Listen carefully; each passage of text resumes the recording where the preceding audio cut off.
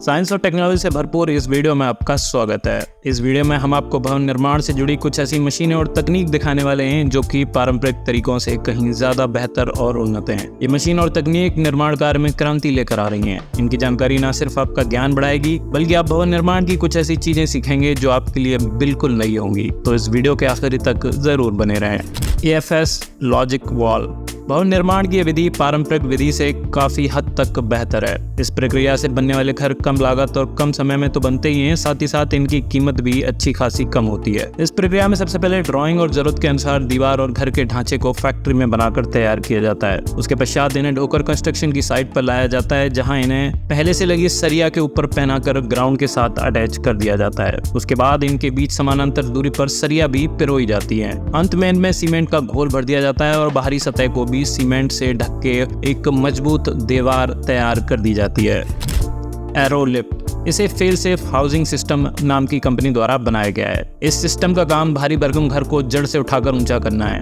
इसे इस्तेमाल करने से पहले घर के बाहर असेंबल किया जाता है। इसके इस्तेमाल से करीब 20 टन वजनी घर को 17 फुट उठाया जा सकता है। हाइड्रोलिक पर आधारित ये कमाल का सिस्टम बड़ी आसानी से नीचे पड़ चुके घरों को ऊंचाई देने में इस्तेमाल किया जाता है। ये घर उठाने का सबसे बेहतरीन सिस्टम है। स्टार्ट ब्लॉक दरअसल ये ब्लॉक जैसे दिखने वाले घर बनाने वाली कंपनी का नाम है, जो छोटे ब्लॉक जैसे दिखने वाले घरों को तैयार करती है। फैक्ट्री में तैयार हो सकने वाले इन घरों को पूर्णतः तैयार करने के बाद इनको इंस्टॉलेशन की साइट पर ढोकर लाया जाता है। इसके बाद यहाँ के साइट इंजीनियर बड़ी सावधानी के साथ इनको पहले से तैयार फाउंडेशन पर इंस्टॉल कर देते हैं। इस प्रणाली से बनने वाले घर बड़ी रफ्तार से बनाए जा सकते हैं। साथ ही साथ ये घर रिसाइक्लेबल मटेरियल के बने होते हैं, तो इनके निर्माण से पर्यावरण पर पड़ने वाला असर काफी कम होता है।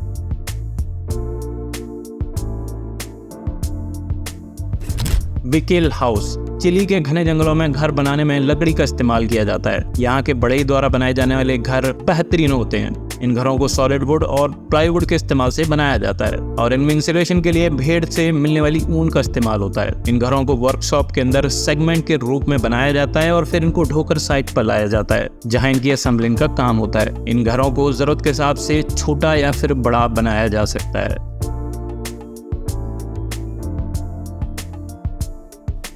Earth to earth 3D printing technology और मिट्टी के इस्तेमाल से सीढ़ियों का निर्माण आप यहाँ भली भांति देख सकते हैं। सीढ़ियों के निर्माण के लिए बनाए जा रहे इन ब्लॉक्स को बनाने के लिए मिट्टी का घोल बनाया जाता है, जिसे इस मशीन में डाला जाता है। लेकिन उससे पहले इसके सटीक डिजाइन को कंप्यूटर में तैयार किया जाता है, जिसके पश्चात इस मशीन के इस्तेमाल से इनके सेगमेंट को प्रिंट किया जाता है। फिर इन सेगमेंट का इस्तेमाल करके इन सीढ़ियों को बनाया जाता है। घर बनाने की इस प्रक्रिया में इस्तेमाल मटेरियल पूरी तरह रिसाइक्लेबल है।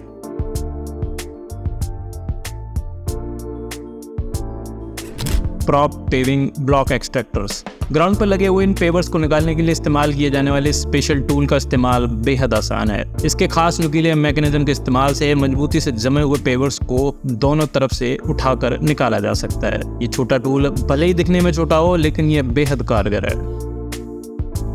Fibre glass rebar fibre glass से निर्मित सरिया पारंपरिक स्टील सरिया से कहीं ज्यादा उन्नत और बेहद मजबूत है। जर्मनी के म्यूनिच में रेल ट्रैक की स्लैब बनाने में इस्तेमाल की जा रही सरिया न सिर्फ जंगरोधी है बल्कि एक कमाल की बिजली कुचालक भी है, जिससे यह लंबे समय तक इस्तेमाल में बनी रहती है। ये वजन में हल्की होने के साथ साथ काफी ज्यादा मजबूत है। स्टील की सरिया के मुकाबले सरिया की टेंसाइल स्ट्रेंथ करीब 2 गुनी है।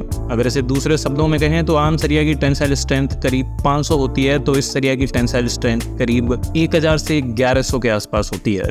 पेलैक्स बिल्डिंग सिस्टम बिल्डिंग के निर्माण को एक नया आयाम दे रहा एक कमाल का मेथड है। इस विधि से घर बनाने में खास प्रकार के इंटरलॉकिंग ब्लॉक का इस्तेमाल किया जाता है। ये ब्लॉक्स एक दूसरे में फंसकर जोड़े जाते हैं, जो कि एक साथ जुड़ जाने पर मजबूत पकड़ बना लेते हैं, जैसे कि इनकी चिनाई के लिए सीमेंट की काफी कम जरूरत होती है।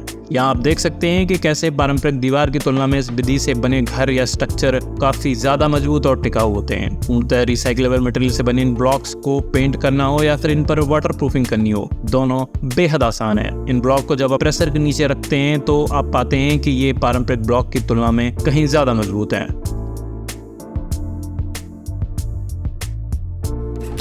Hand plastic heavy duty ground grid का इस्तेमाल किसी भी ऐसी जगह किया जाता है जहां पर जमीन को समतल बनाकर मजबूत करना होता है। ये पूरी तरह रिसाइक्लेबल मटेरियल से बने और काफी ज्यादा मजबूत होने के साथ साथ वजन में काफी हल्के होते हैं, जिसकी वजह से इनको पार्किंग एरिया में इस्तेमाल किया जाता है। ये बाहरी वाहनों के आगमन से उत्पन्न होने वाले वजन को बड़ी आसानी से झेल सकते हैं। मजबूत होने के साथ साथ काफी लचीले होते हैं। ये खास प्रकार से बने होने के कारण न तो पानी सोखते हैं और ठंडी में भी अकड़ कर टूटते नहीं है। इन्हें बनाने में प्लास्टिक पैलेट्स का इस्तेमाल होता है जो कि पूरी तरह रिसाइक्लेबल है। Road sign printing. यहाँ कर्मचारी रोड पर बने साइन को पेंट कर रहा है। रोड पर चलती हुई मशीन सीधी कतार में एक लाइन खींचती जा रही है। इस मशीन के इस्तेमाल से खास गर्म पेंट को रोड पर एक निश्चित डिजाइन में डाला जाता है, जिससे ये रोड पर चिपककर परमानेंट रूप ले लेती है। रैक्सो पोल ग्रुप।